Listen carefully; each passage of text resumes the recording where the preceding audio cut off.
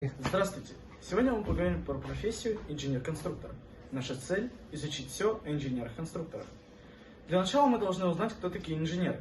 Инженер – это специалист-изобретатель, который создает или совершенствует технические механизмы. Самые известные инженеры – Архимед, Леонардо да Винчи, Никола Тесла и другие. Главная задача инженера – создавать новые работающие разработки, которые будут помогать людям. Требования к профессии инженера: качественное образование, техническое мышление, воображение, склонность к изобретательству, обладать волевыми организаторскими способностями. Инженеры бывают инженер-конструктор, инженер-технолог, инженер-экономист и инженер-организатор.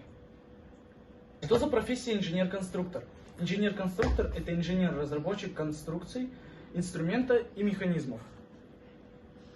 Что должен знать инженер-конструктор? Теорию машинобстроения и механику.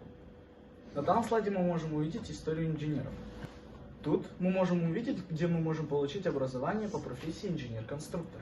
На данном слайде мы можем увидеть среднюю зарплату в Казахстане за последние 12 месяцев. Профессия инженер-конструктор довольно высоко востребована. Связано это с тем, что мы живем в эпоху технологий и новаторства. Я выбираю профессию инженер-конструктор.